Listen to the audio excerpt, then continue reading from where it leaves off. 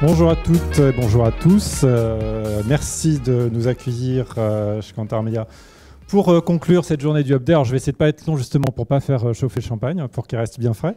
Et donc l'idée, c'est de conclure cette journée en vous proposant de balayer rapidement 10 tendances. Ça marche pas. Voilà, 10 tendances sur les médias sociaux. 10 tendances que je vous ai résumées ici, mais on va regarder ça un petit peu plus en détail et prendre un petit peu plus de temps. Et on commence tout de suite par ce qu'on appelle, nous, le RGC. Donc le RGC pour Retail Generated Content. Et là, c'est une tendance qui nous arrive d'Asie, et on en a parlé ce matin avec Emmanuel. Il faut regarder vers l'Est, vraiment sur les médias sociaux.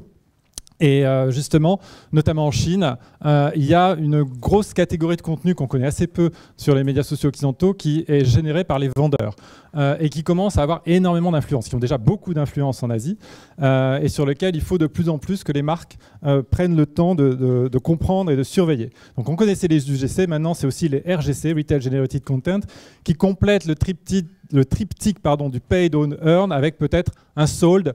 On n'est pas très fiers de notre dernier mot, là, le sold, je pense qu'il faut trouver mieux. Mais c'est vraiment pour montrer qu'il y a cette quatrième catégorie sur les contenus. Un exemple rapidement, l'année dernière, je pense que vous avez déjà entendu cet exemple, mais je le rappelle, l'année dernière, donc en se basant sur un feuilleton coréen qui a énormément de succès en Chine, les vendeurs, les e-boutiques des marketplaces ont diffusé la rumeur et l'information que l'actrice principale était, la bouche très bien maquillée de l'actrice principale était en fait maquillée avec un rouge à lèvres. Là, je ne suis pas spécialiste, donc je vérifie mes notes. Le numéro 52 de Yves Saint Laurent. Et donc, ça s'est disséminé partout. Ça a été vraiment une grosse campagne de contenu de la part des e-boutiques et des vendeurs de marketplace. Et du coup, ça s'est très vite retrouvé en rupture de stock, alors qu'en fait, l'information n'était pas vraie à l'origine. Et donc, c'est pour ça, ce n'est pas la marque qui impulse ce type de buzz et d'information. Ce n'est pas du spam, parce que c'est très fortement partagé. Mais derrière, il faut que la marque suive ce genre de choses, monitore ce genre de choses, parce que ça influe énormément sur la réputation du produit et de la marque. C'est très fréquent en Asie, ça arrive ici, il faut absolument suivre ça. Deuxième tendance, plus sur Facebook. Alors on fait rarement un recentrage sur un média social ou sur un segment, un réseau en particulier, mais cette année on a pris un peu position parce que Facebook est en train vraiment de changer beaucoup de choses et tend à devenir un petit peu l'agrégateur du quotidien ou plutôt l'assistant personnel du quotidien. On le voit un peu moins en France parce que tout n'est pas présent et toutes les fonctionnalités ne sont pas forcément présentes en France sur Facebook et on n'a pas non plus une relation avec Facebook comme on peut l'avoir au Brésil, on l'a cité tout à l'heure, où c'est vraiment pour beaucoup un peu la page d'accueil. Mais vraiment, Facebook est en train de multiplier les éléments pour devenir l'assistant. Alors, il y a pas mal de choses là-dessus. Il y a notamment, donc, partout, on nous disait, on le dit moi maintenant, que Facebook n'était plus cool avec les jeunes générations. Bon, toutes les études aujourd'hui, elles nous montrent que ça reste la plateforme préférée pour toutes les tranches d'âge, y compris pour les tranches d'âge les plus jeunes. C'était dans l'étude Connected Life de TNS, dont on a parlé ce matin. Et puis, parce que Facebook, derrière, ce n'est pas que la timeline de Facebook, vous le savez tous, il y a d'autres applis. Donc, au-delà des 1,5 milliard de la timeline, ensuite WhatsApp et Instagram, et on en rajoute encore 900 millions. Il y en a qui quittent Messenger pour passer sur WhatsApp et en fait restent toujours dans l'univers de Facebook. Donc ça, c'est vraiment un énorme conglomérat qui, au final, apporte beaucoup d'audience et au-delà des chiffres, qui a engagé un travail de fond, de renouvellement de toutes les initiatives de signalement, de notification pour vraiment accompagner en permanence le quotidien. Avec ainsi tous ces éléments, toutes ces informations qui signalent un petit peu tous les petits événements, tous les grands moments de la vie. Aussi avec en 2015 l'annonce de la fonction M sur Messenger pour avoir un concierge, un assistant personnel. En 2007, l'annonce de la refonte du centre de notification. Qu'est-ce que ça veut dire pour les marques? Ça veut dire qu'on va avoir un ciblage de plus en plus fin en premier bénéfice pour l'utilisateur, mais en deuxième bénéfice pour la marque pour pouvoir vraiment toucher qui ils veulent sur les segments avec Facebook. Troisième point qu'on a pu voir avec une approche un peu marketing sur les médias sociaux, c'est ce qu'on a appelé My Data is Rich. Là, on est dans le domaine du data storytelling. Alors, ce n'est pas tout à fait nouveau parce que Google fait ça depuis très très longtemps, utilise ces données pour en faire des outils de communication. Amazon l'a fait donc depuis 2 ans en publiant le classement des villes de France qui achètent des bouquins, etc. Et ça, au-delà des grands noms du digital, eh bien, c'est quelque chose sur lequel beaucoup de marques commencent à se positionner. Des marques de produits de consommation, des marques de produits de services. Également, des institutions se positionnent sur ce type de storytelling à partir de sa propre data pour en faire des campagnes virales ou en tout cas des campagnes digitales. Donc, le dernier exemple, ou un des exemples récents, c'était le gouvernement qui a publié une infographie qui donnait le profil de ses followers pour fêter le 200 millième follower de son compte Twitter. Une infographie qui a été très largement partagée, qui a fait un vrai succès viral et qui en plus a été reprise dans beaucoup de grands médias et donc qui est devenu, je dirais, un outil de RP, un outil de relations publiques. Donc là, c'est bien de ça qu'il s'agit pour les marques. Construire des véritables storytelling à partir de leur propre data pour pouvoir à la fois alimenter, je dirais, la curiosité de leurs fans, mais aussi pour pouvoir obtenir dans les grands médias un écho et pouvoir activer des campagnes de communication ou de relations publiques, en l'occurrence de relations médias dans les grands médias. Mais c'est en même temps ouvrir la boîte de Pandore parce que très clairement, si on sort n'importe quelle data pour en faire des communiqués de presse, ça devient n'importe quoi, on ouvre la boîte à bullshit. Et donc du coup, il faut vraiment rester cohérent, rester vigilant dans ce qu'on peut sortir sur le data storytelling. 4e tendance, alors on les a entendus pas mal vibrer toute la journée, pas trop sonner parce que tout le monde avait pensé à enlever la sonnerie, mais ce sont toutes ces notifications qui arrivent en permanence. Et ça, c'est vraiment intéressant et elles vont vraiment se développer dans les prochains mois et dans la prochaine année pour 3 raisons. Première raison, elles ont vraiment montré leur efficacité, ces notifications, puisque une appli qui a une politique de notification efficace engage 80% plus qu'une appli qui n'a pas de notification efficace. Sur le e-commerce, on monte à 200% parfois. Donc ça, c'est la première raison. Deuxième raison, c'est qu'on a tout le développement maintenant des technologies haptiques. Technologie haptique, c'est les technologies du toucher. Vous avez l'optique pour la vue, vous avez l'haptique pour le toucher.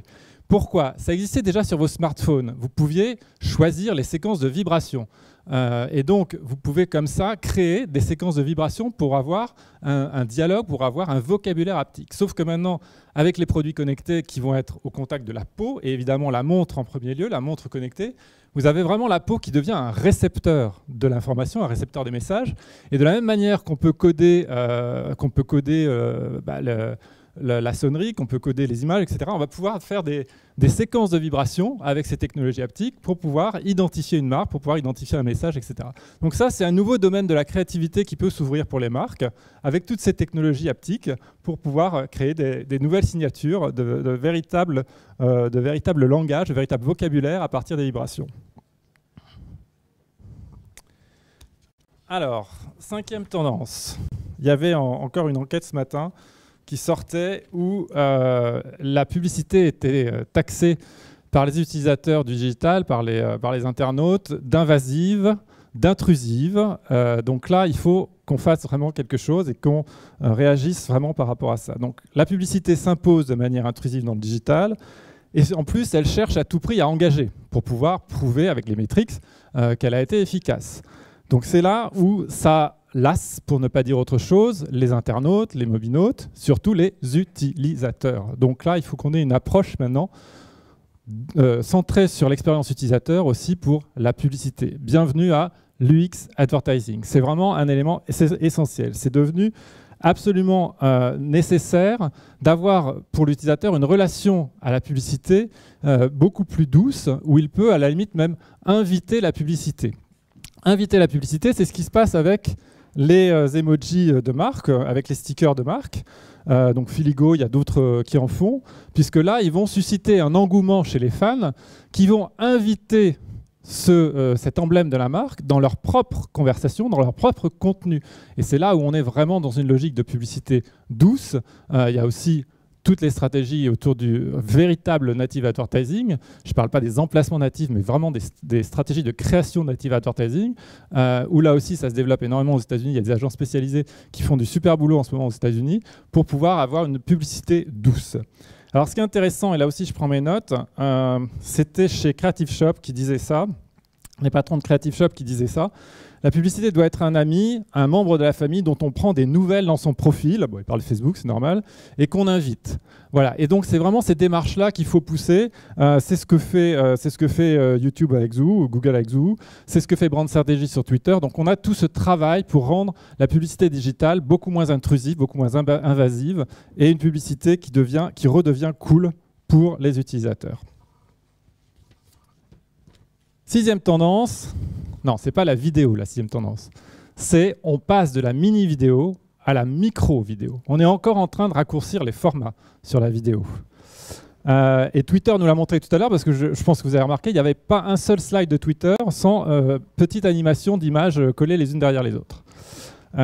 Donc là, on a bien sûr Periscope et Meerkat qui prennent leur envol, mais on a aussi maintenant Facebook sur lequel on peut mettre sa photo de profil avec une mini-séquence animée de 7 secondes.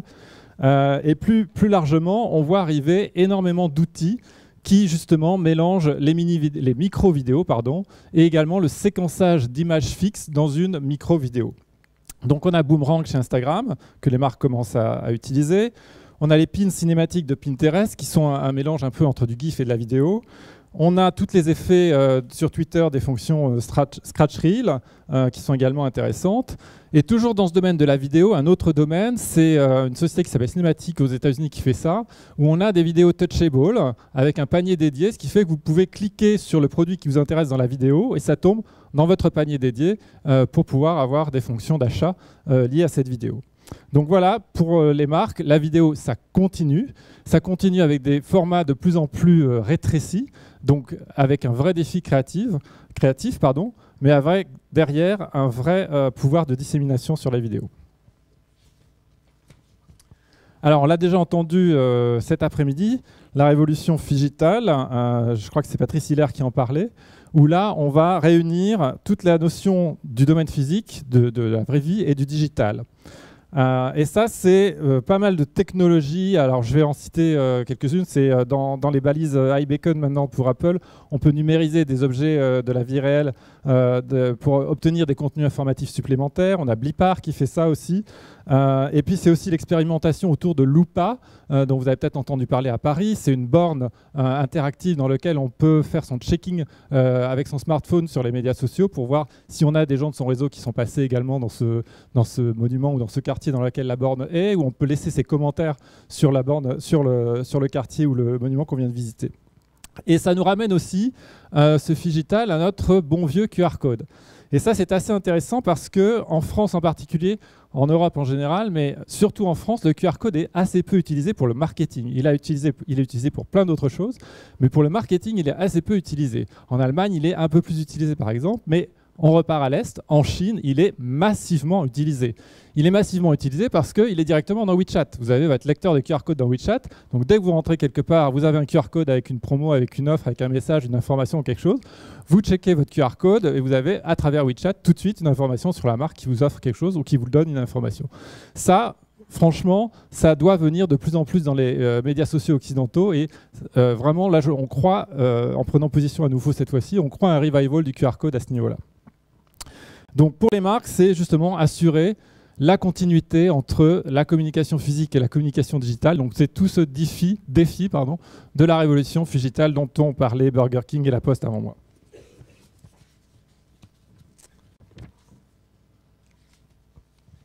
Alors, 8e point sur lequel on voulait s'attarder un peu, c'est la vague de l'éphémère. Donc la vague de l'éphémère qui continue à prendre de l'ampleur, mais qui va bien au-delà de Snapchat ou d'un réseau dédié qui pourrait être dédié à l'éphémère, puisque, j'allais dire, tous les réseaux sociaux traditionnels se mettent également à l'éphémère. Alors ça fait bizarre de parler de réseaux sociaux traditionnels, mais c'est vrai que sur Facebook, maintenant, vous pouvez changer votre photo de profil en mettant une date de validité pour revenir à la photo standard. De la même manière, sur la messagerie, vous pouvez donner une date de validité sur votre message, une date de péremption sur votre message, qui va un peu donner son expiration, qui va décider de son expiration. Alors ça, c'est un territoire qui est vraiment intéressant pour les marques. Et on voit énormément d'initiatives qui sont vraiment très intéressantes sur l'éphémère.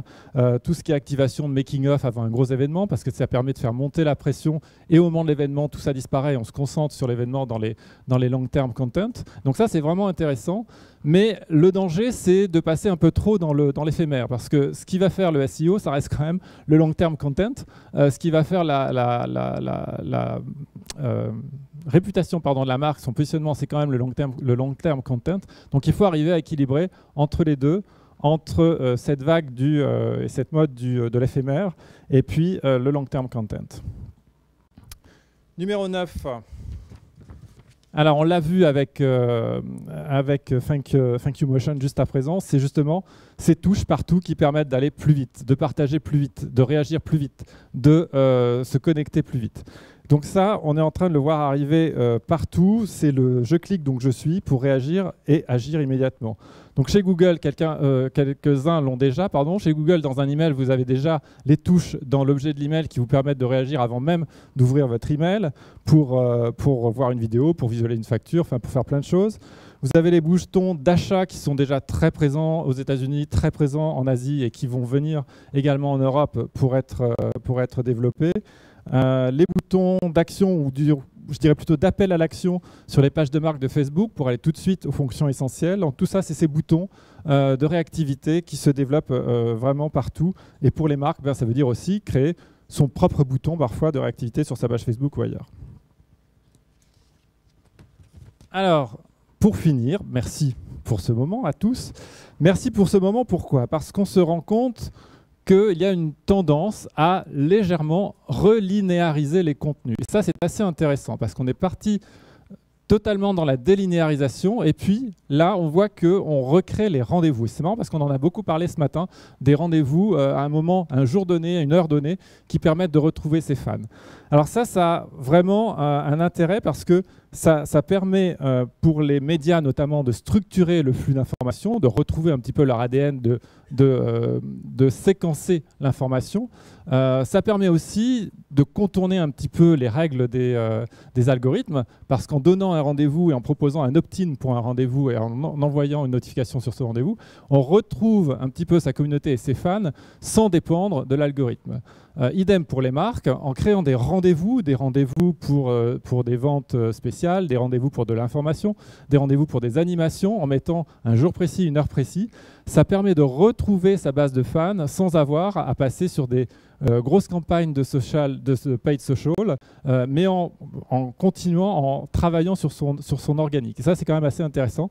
Relinéariser, ça permet d'économiser quand même un petit peu les campagnes paid pour retrouver ses fans. Alors voilà pour ces 10 tendances, et je vous passe tout de suite une vidéo qui résume tout ça.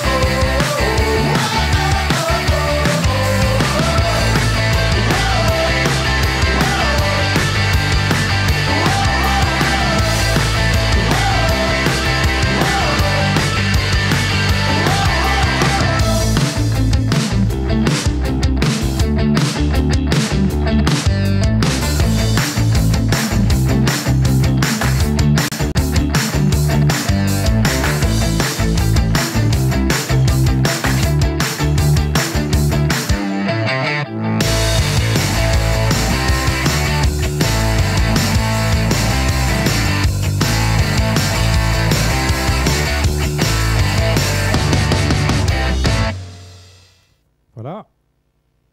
Hop. Donc en flashant ce tag, vous avez le téléchargement de toute l'étude qu'on a complétée avec pas mal d'influenceurs sur les médias sociaux qui ont voulu nous dire également que ce qu'ils voyaient pour l'année 2016. Donc en flashant ça ou en allant sur le Twitter et Kantar Media, vous retrouvez toutes les infos. Merci à beaucoup. tous.